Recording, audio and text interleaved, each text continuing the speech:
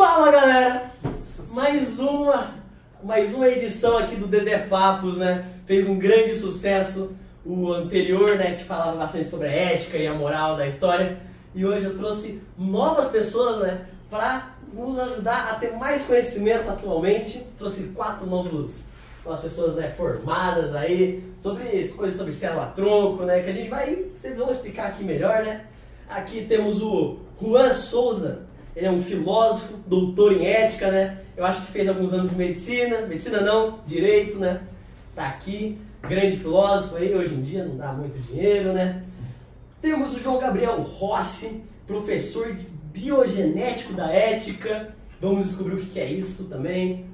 Temos a Júlia, né? A mulher desse grupo aqui, pesquisadora de engenharia genética.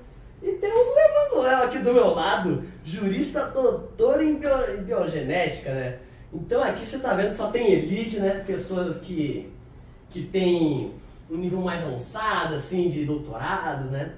Lembrando, né, que esse podcast aqui, esses convidados aqui vão se basear num livro aqui chamado Contra a Perfeição Ética na Era da Engenharia Genética, de Michael J. Sandel, né?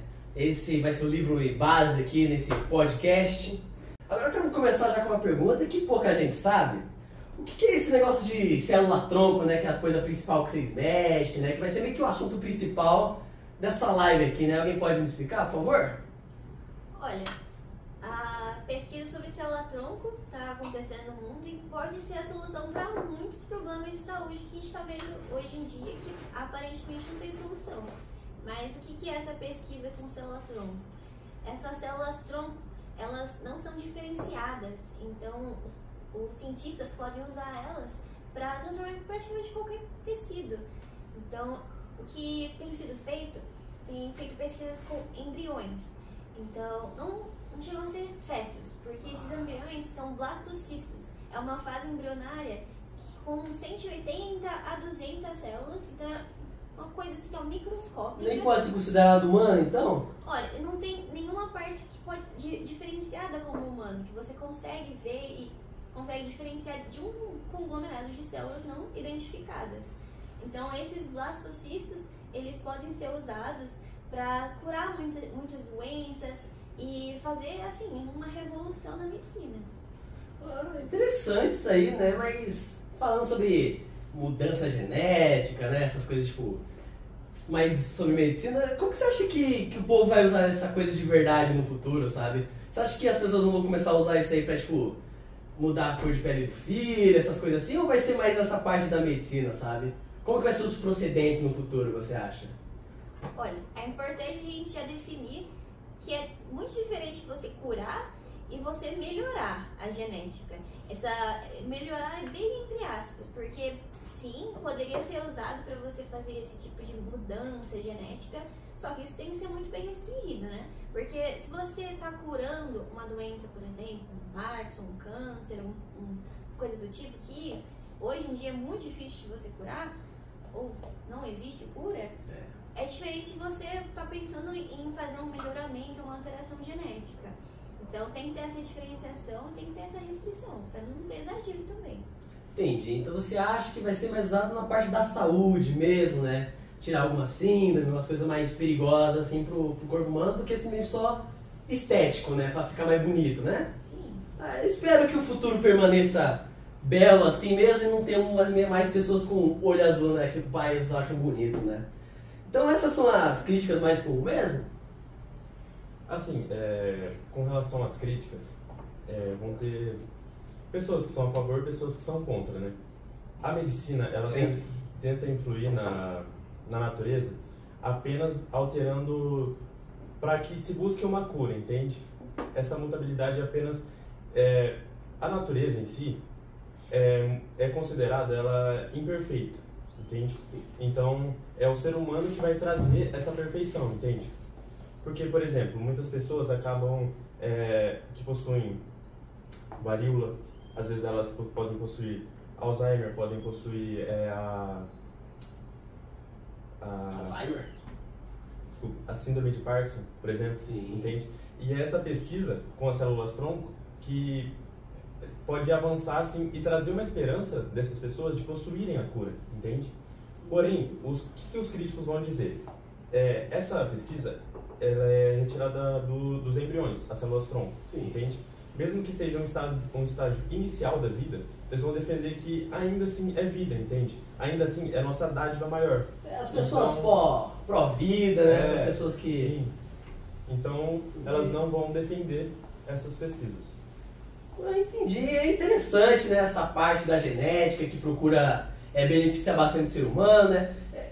Posso ser um pouco leigo nisso, mas quase uma vacina antes de nascer, né, também, praticamente, né, já é pensando no futuro de uma qualidade, né?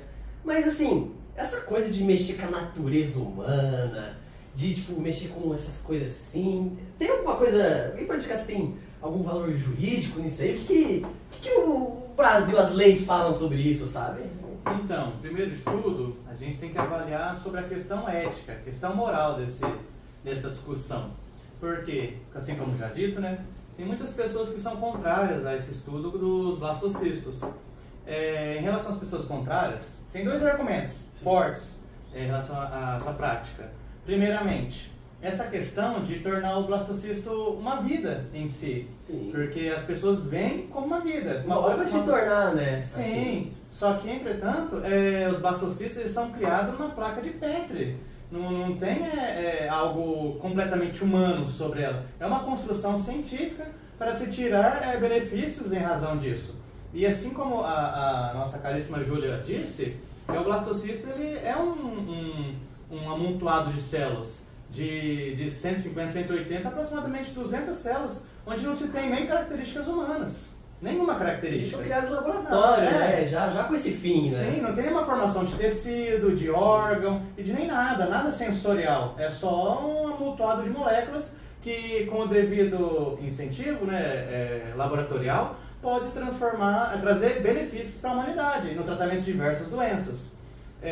No outro argumento, esse é o primeiro. No outro argumento, muito bem, as pessoas perguntam muito, o que pode vir acarretar se essa prática for normal, se tornar normal, né?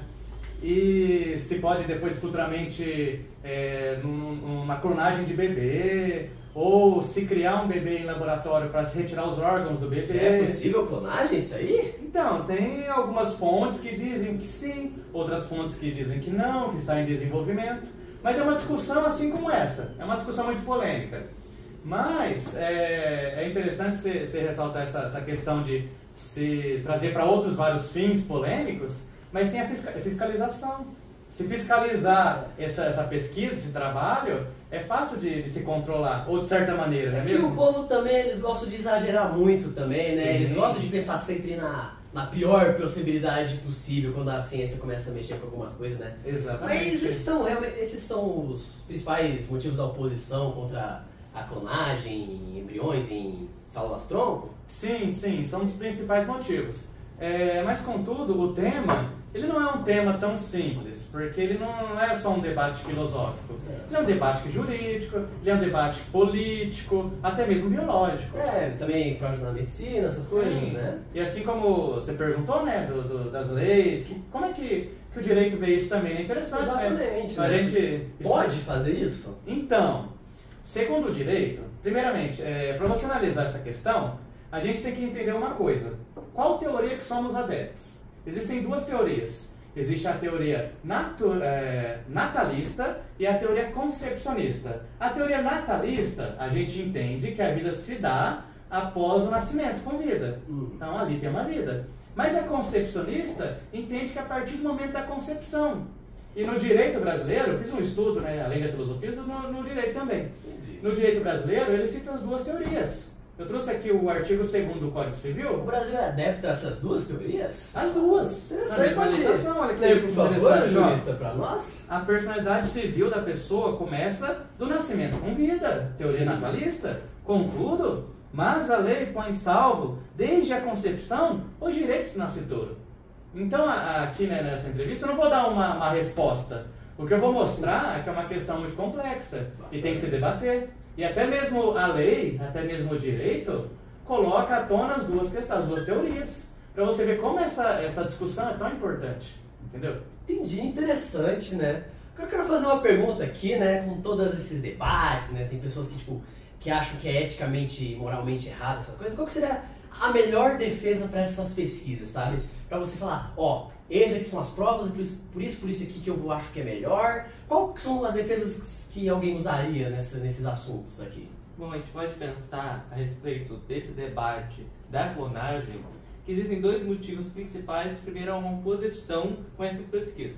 Então a gente destaca que a primeira delas, como já falado, é que o embrião seria uma pessoa. Tornando imoral essa atitude de pesquisa, indicando um assassinato de uma pessoa, não somente de um embrião, como muitos falam. Outros opositores são menos radicais e colocam que essas pesquisas deveriam ser feitas a partir de embriões excedentes de clínicas de tratamento de infertilidade, a fertilização in vitro. Então a gente pode analisar que nesse procedimento vários embriões sobram, mais de 50 mil, dependendo do país. E são literalmente descartados. Literalmente, tipo, só jogados assim? Eles são congelados para um uso posterior, só que não são utilizados porque não tem esse uso posterior. Daí muitos opositores falam, então se tem alguma maneira de utilizar, usam esses excedentes. Mas um contra-argumento a esses opositores seria, mas na verdade não deveria não haver os excedentes? E também outra pergunta, por que quando você cria embriões para fertilização in vitro, é certo, e quando você cria para pesquisas científicas que podem salvar vidas é errado? Então a gente pode analisar que por que a FIV, que é de fertilização in vitro, é aceitável e curar e tratar doenças terríveis não é. E como que o propósito de criar esses embriões para pesquisa seria uma forma de matá-los para ciência e desenvolvimento teórico, mas na verdade seria só para salvar vidas. Então a gente vai destacar também, com uma visão jurídica desse processo, que um antigo princípio moral que destaca, junto com o princípio da dignidade humana, que seria usar os humanos como fins, nunca como meios, pode colocar que quando sobram embriões, eles perdem essa finalidade de gerar vidas.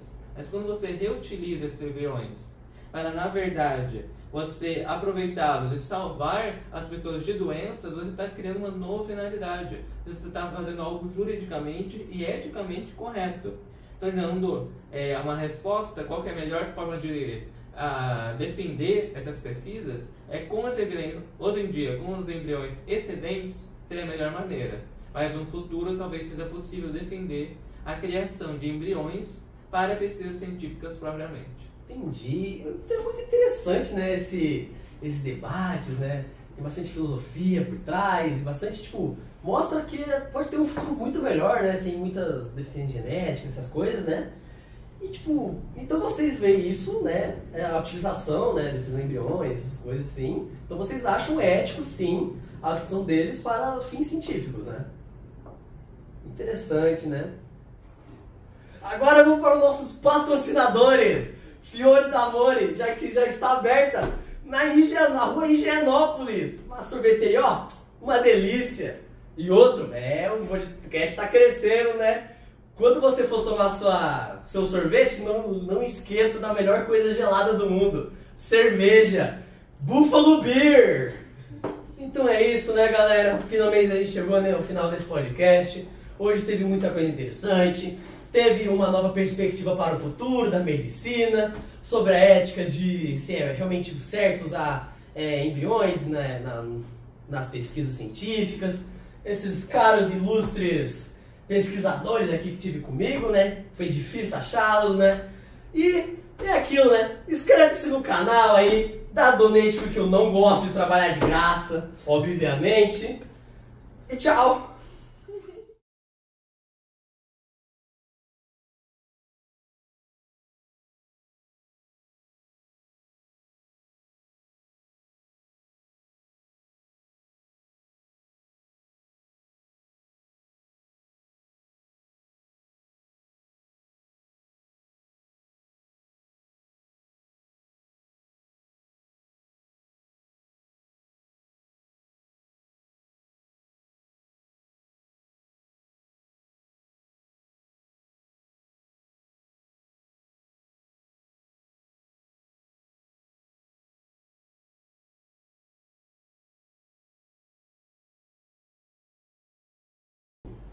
Michael B. Jordan. Horários. Horários? Das 10 às 10. Às 10 às 10, ó. 12 horas de trabalho. 12, né? 12 horas de trabalho. Tudo que os caras me dão mesmo. Nós temos também patrocínio de uma cervejaria artesanal legalizada pela lei, tá? Não é proibido. Buffalo Beer. Ô, João Paulo, faltou Biratra. Buffalo Beer. Não. Buffalo Beer. São 2 turnos. Ah, 2 turnos. Você almoça e depois volta.